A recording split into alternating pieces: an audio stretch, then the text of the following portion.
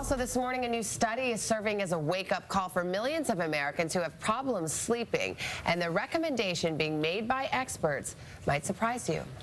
At night, when most Americans go to bed, others can only dream of a restful night's sleep.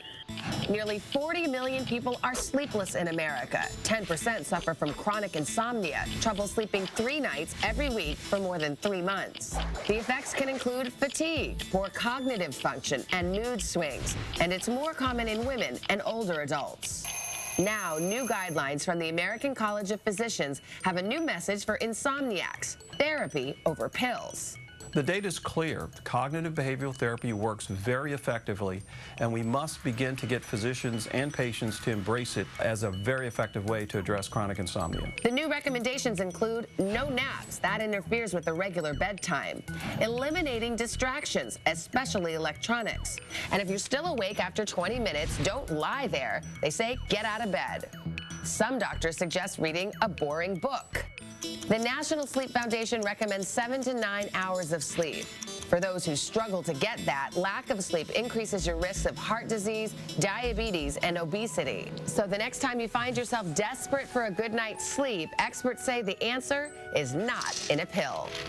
Here with more is NBC News medical contributor Dr. Natalie Azar. Dr. Azar, good morning. Good morning. Nice to see you. Cognitive behavioral therapy. I have to think, as an insomniac, not me, but if somebody were, I'm not sure they would feel that this would really work. They feel like they have to turn to sleep medications. I know, but the evidence says that it really does. And the idea here is that it's a structured program that's replacing harmful thoughts and behaviors with ones that promote sound sleep habits. Sounds very good. It's a 3-pronged approach. The first thing you want to do is address the bad thoughts. And here the idea is that you get nervous about your poor sleep. You're like, I'm not going to get to sleep. I won't wake up on time. If I don't wake up on time, I'm going to lose my job. You have to start addressing and changing those thoughts. The second and third part really have to do more with behavioral changes. And that is kind of a little bit the tips that we saw, but basically getting out of bed after 20 minutes, going to bed at the same time every night, waking up at the same time every morning, really associating bed with sleep and intimacy. And the last one that we talk about a lot are the things like no tobacco, alcohol, caffeine before bed, avoiding the blue light of devices before you go to sleep at night. And no naps, but you tell someone who hasn't had any sleep all night that they shouldn't lie down and try and get a half-hour sleep during the day.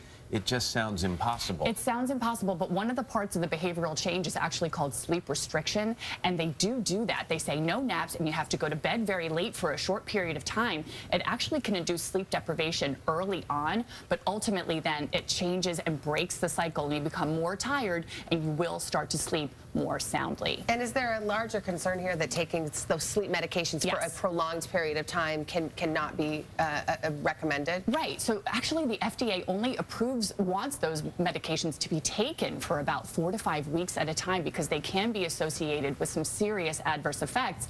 And cognitive behavioral therapy, as a non-pharmacologic, aka non-medication therapy, as well as being non-invasive, is really not associated with very many harms. But it is a commitment. It's about 6 to 8 weeks. It's a structured program. You got to stick with it. We'll go home and break up with Ambien. Yeah, that's up to you and Ambien. Dr. Natalie Azar, thank you.